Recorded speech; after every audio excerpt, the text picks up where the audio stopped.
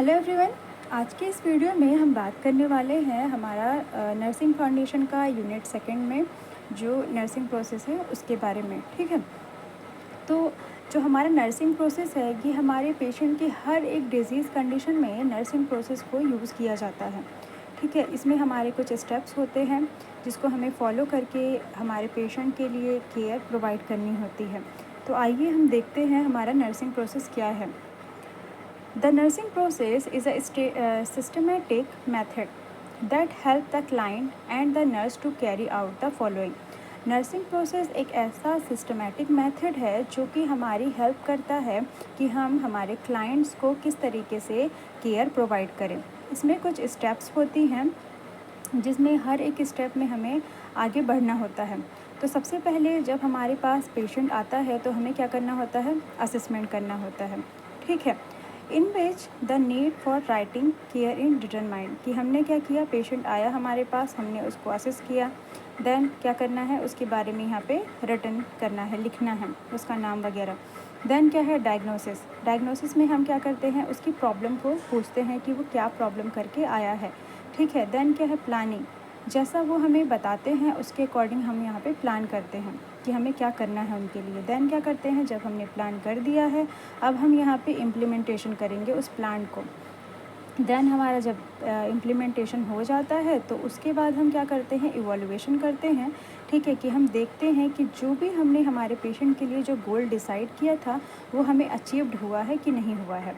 इसी जो हमारा ये जो नर्सिंग प्रोसेस है इसी को मैंने यहाँ पे रे डायग्राम में प्रेजेंट किया है। अगर आप एग्ज़ाम में कुछ इस तरीके से लिखेंगे तो डेफिनेटली आप बहुत ही अच्छे मार्क गेन कर सकते हैं। ठीक है, तो ये नर्सिंग प्रोसेस में हम क्या कर रहे हैं, assessment, diagnosis, planning, implementation and evolution, ये इसकी स्टेप्स हैं। अब हम डिटेल में बात करने वाले हैं कि हमारा जो नर्सिंग प्रोसेस है कि असेसमेंट में क्या होता है। तो इनका डिटेल्स देखते हैं कि असेसमेंट क्या है। ठीक है, तो असेसमेंट क्या है, collection of subjective and objective data. ठीक है, पेशेंट हमारे पास आता है, हम उसे असेस करते हैं सब्जेक्टिव तरीके से एंड ऑब्जेक्टिव तरीके से। सब्जेक्टिव तरीका वो होता है जो पेशेंट हमें वर्बली खुद बस से बताते हैं, और ऑब्जेक्टिव डेटा वो होता है जो हम ऑब्ज़र्व करते हैं एज अ नर्स। ठीक है, हम पेशेंट को देखते हैं, वॉच करते हैं, हमें जो भी प्रॉब्लम दिखाई देती है हम उसे नोट डाउन कर लेते हैं। ठीक है, देन क्या होता है इसमें, comprehensive assessment is holistic physical examination, health history, social cultural, emotional and spiritual।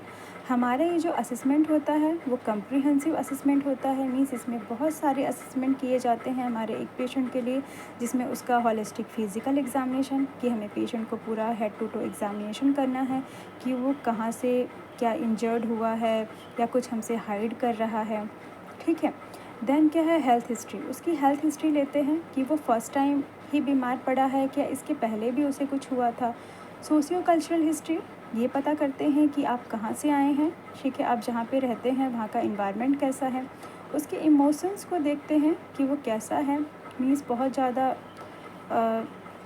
जो है वो पुअर इमोशंस वाला है कि स्ट्रॉन्ग इमोशंस वाला है। देन उसकी स्पिरिचुअल्स की बात करते हैं, उसकी स्पिरिचुअल को देखते हैं कि उसे ट्रस्ट है कि नहीं कि हाँ वो ठीक हो जाएगा। अब हम बात करेंगे कि पर्पस ऑफ असेसमेंट के बारे में कि हमारा जो पर्पस है असेसमेंट करने का वो क्या है। तो हमारा पर्पस ये है कि हम क्या करते हैं, collect data about the client या individual, family and the community. हमारा पर्पस ये है कि हमें क्या करना है, हमारे पेशेंट का, फैमिली का और जो भी कम्युनिटी से आया है उसका पूरा इन्फॉर्मेशन को गैदर करना है, इकट्ठा करना है। ठीक है, देन क्या करते हैं फिर असेसमेंट में, use the data for diagnosis, identifying outcome, planning and implementation. जो डेटा हम जो असेसमेंट हमने करा है, ठीक है, उसी के अकॉर्डिंग हम क्या करते हैं, डायग्नोस करते हैं, आइडेंटिफिकेशन करते हैं पेशेंट का, आउटकम निकालेंगे, देन प्लानिंग करेंगे एंड इम्प्लीमेंटेशन करेंगे। ठीक, तो ये जो हमारा पर्पस था इसको कुछ इस तरीके से लिखा है कि हम क्या कर सकते हैं, कलेक्शन करना है डेटा का, then validation of data, then organisation of data. Okay, अब हम बात करने वाले हैं कि हमारा जो असेसमेंट होता है वो कितने तरीके से किया जाता है। तो हमारा जो फर्स्ट असेसमेंट होता है कि जब पेशेंट आता है तो हम क्या करते हैं, इनिशियल असेसमेंट करते हैं। मीन्स एज सुन एज तुरंत ही आया और हमने क्या किया, इनिशियली, ठीक है, इनिशिएट कर दिया, उसका असेसमेंट कर दिया। एडमिशन असेसमेंट, जिसको हम क्या बोलते हैं, एडमिशन असेसमेंट भी बोलते हैं। Admission assessment is a performed when the client enter a health care facility. इसको एडमिशन असेसमेंट बोलते हैं, जिसमें क्या होता है, जैसे ही हमारा क्लाइंट या तो जैसे ही हमारा पेशेंट आता है उसकी हेल्थ केयर फैसिलिटी हमें प्रोवाइड करनी होती है। देन सेकेंड नंबर पे है फोकस असेसमेंट। फोकस असेसमेंट में क्या होता है, collect data about a problem that has already identified. ठीक है, फोकस करते हैं उस प्रॉब्लम पे, ठीक है, जो कि हमने डेटा कलेक्ट करा था। देन हमारा नेक्स्ट नंबर पे क्या है, टाइप ऑफ असेसमेंट में थर्ड नंबर है हमारा time lapse reassessment. Time lapse reassessment में क्या होता है, which is carried out after the initial assessment. ये क्या है, हमारा बिना टाइम को गवाए हम पेशेंट का रीअसेसमेंट करते हैं, चेकआउट करते हैं कि हमारा ये वही पेशेंट है जिसको हमने एडमिशन लिया था, जिसका हमने इनिशियल असेसमेंट किया था, हमें यहाँ पे श्योर करना होता है।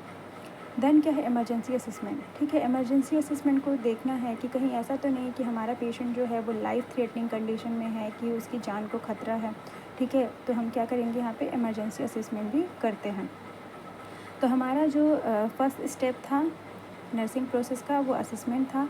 अभी हमारा जो सेकंड स्टेप है वो क्या है, नर्सिंग डायग्नोसिस। हमने पेशेंट को असेसमेंट कर लिया, अब हमें क्या करना होता है, पेशेंट का डायग्नोसिस करना होता है।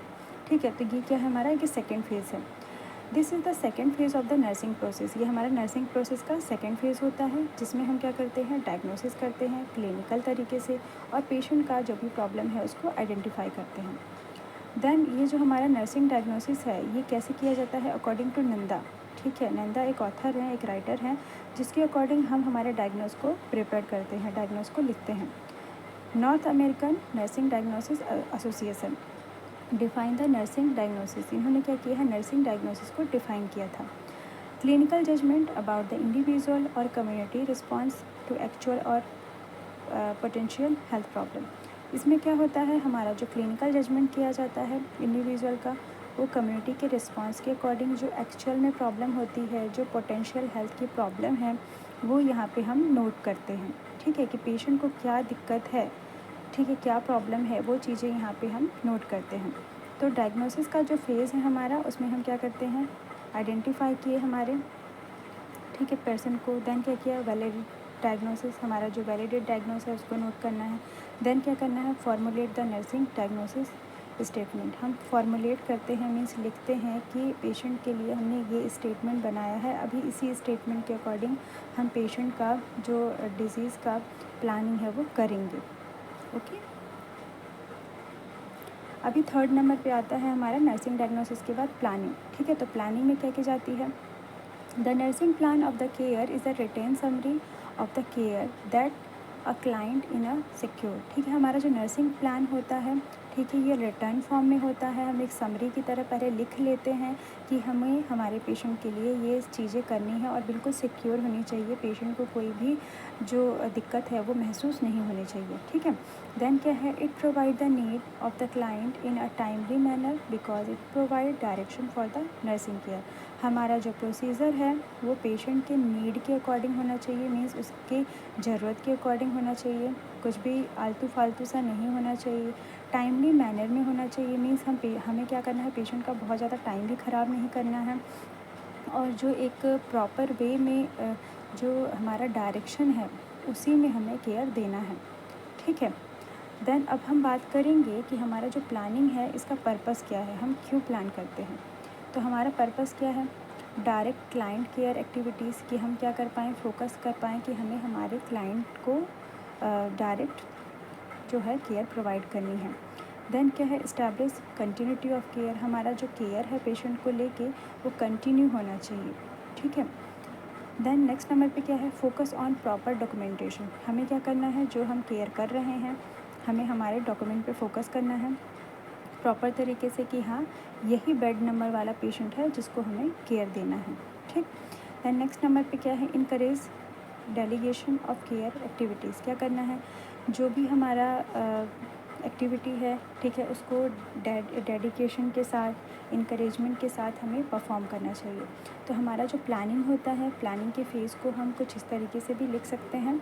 ठीक है, planning, plan nursing intervention, right the nursing care plan of the care. Okay, now अभी नेक्स्ट नंबर पे हमारा क्या है, इम्प्लीमेंटेशन है। इम्प्लीमेंटेशन क्या होता है कि हम क्या करते हैं, यहाँ पे जो हमने प्लानिंग करा है वो हमें यहाँ पे एक्शन करना है, मीन्स हमें डन कर देना है, ठीक है। This is the action plan. ये क्या होता है, एक्शन लेने का वक्त हो जाता है कि हाँ हमने अब लिख लिया है कि हमें ये देना है पेशेंट को, अब हम यहाँ पे दे देंगे, प्रोवाइड कर देंगे। Implementation means to carry out it the perform do something. Implementation हमारा एक ऐसा पॉइंट है जिसमें हम क्या करते हैं, पेशेंट के लिए जो हमने प्लान किया है वो हमें डन कर देना है, ठीक है। देन क्या हमारे इम्प्लीमेंटेशन का जो पर्पस है वो क्या है, तो क्या पर्पस होता है हमारा, provide technical and therapeutic nursing care required to help the client achieve optimum level of health, ठीक है। हमारा जो पर्पस है वो क्या है कि हम पेशेंट को प्रॉपर तरीके से टेक्निकल और थेरापेटिक नर्सिंग केयर प्रोवाइड कर पाएँ, कि जो केयर हम पेशेंट को देना चाहते हैं मेडिकेशन के थ्रू एंड हमारे प्रोसीजर के थ्रू, जो भी उसको रिक्वायरमेंट है, ठीक है, वो क्या हो जाए, हमको यहाँ पे ऑप्टिमल लेवल्स पे हो पाए, ठीक है, हमारे पेशेंट के हेल्थ के लिए उसको अचीव हो जाए, ठीक है। अब हम बात करेंगे रे डायग्राम की, तो आप इम्प्लीमेंटेशन का जो एक्टिविटी फ़ेज़ है उसको इस तरीके से भी लिख सकते हैं। हमने क्या किया, पेशेंट को वॉच करा, देन क्या उसकी प्रायोरिटीज़ को सेट करना है कि पेशेंट को सबसे पहले किस चीज़ की ज़रूरत है। तो हमारे हॉस्पिटल में जब भी पेशेंट आता है तो सबसे पहले हमें उसे कंफर्ट करना होता है, देन क्या उसको सिक्योर करना है, उसको बेड देना है, रेस्ट देना है, ठीक है। उसके बाद उसको क्या करना है, पूछना है कि आपको किस चीज़ की ज़रूरत है, अगर उसको खाने पीने की न्यूट्रिशन की ज़रूरत है तो उसे प्रोवाइड करना है, देन मेडिकेशन देना है, ठीक है। तो यहाँ पे क्या है, प्रायोरिटी सेट करा, देन परफॉर्म नर्सिंग इंटरवेंशन, हमारा जो नर्सिंग इंटरवेंशन है उसे हमने परफॉर्म कर दिया, देन क्या डॉक्यूमेंट नर्सिंग एक्शन, हमारा जो भी नर्सिंग एक्शन था हमने यहाँ पे डन कर दिया। अब हम बात करने वाले हैं कि हमारा ये जो इम्प्लीमेंटेशन होता है इसमें कुछ पॉइंट्स आते हैं जिसे हमें लेके चलना होता है। ये बहुत ज़रूरी पॉइंट्स हैं जो कि आपको बहुत ही काम आएंगे।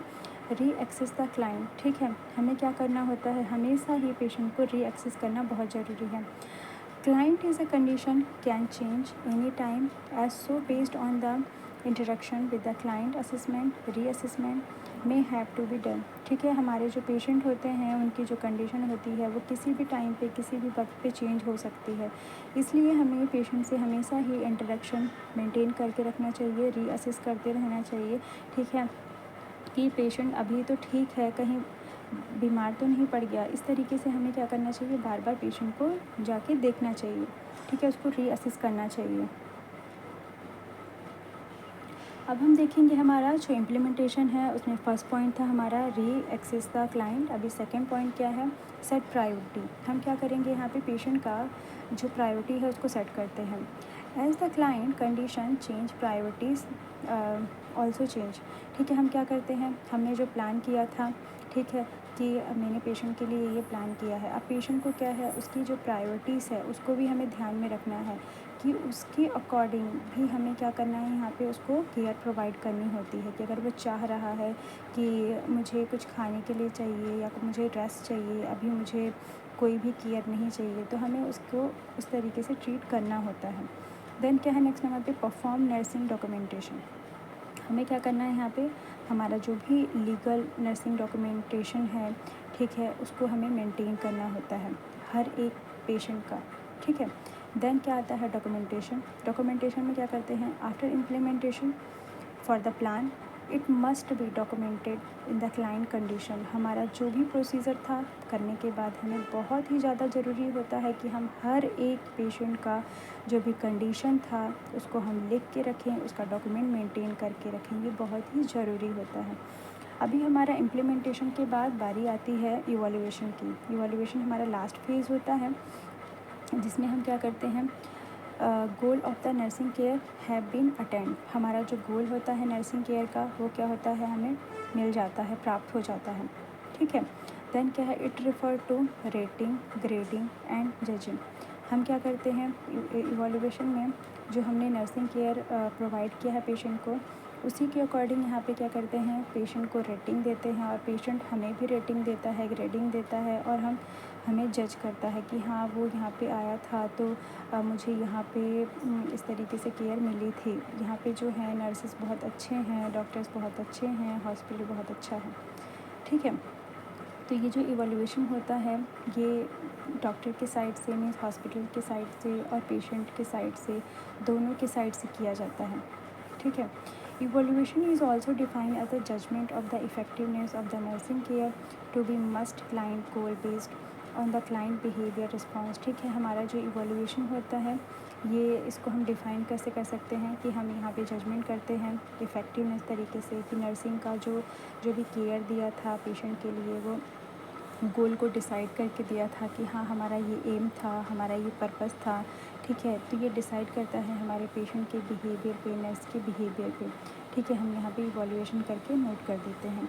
देन क्या है हमारा पर्पस, कि इवैल्यूएशन करने का पर्पस क्या है। तो हमारा जो पर्पस है वो क्या है, gather subjective and objective data to may be judgement about the nursing care deliver, कि हमारा जो भी हम पेशेंट ने हमें बताया, हमने जो ऑब्ज़र्व करा, ठीक है, उसके अकॉर्डिंग हम यहाँ पे जजमेंट करते हैं कि नर्सिंग ने जो केयर दिया है वो सही तरीके से डिलीवर्ड हो गया है, ठीक है, या फिर नहीं हुआ है। ये चीज़ें यहाँ पे की जाती हैं, तो ये हमारे इवैल्यूएशन का पर्पस है। आई होप जो नर्सिंग प्रोसेस का स्टेप था आपको अच्छे से क्लियर हुआ होगा। अभी हमारे नेक्स्ट वीडियो में हम पढ़ेंगे कि नर्सिंग केयर प्लान कैसे बनाया जाता है, ठीक है, नर्सिंग डायग्नोसिस कैसे निकाली जाती है, ठीक है। तो अगर ये आपको वीडियो अच्छी लगी हो तो मेरे चैनल को लाइक करें, शेयर करें एंड सब्सक्राइब करें। Keep watching, thank you.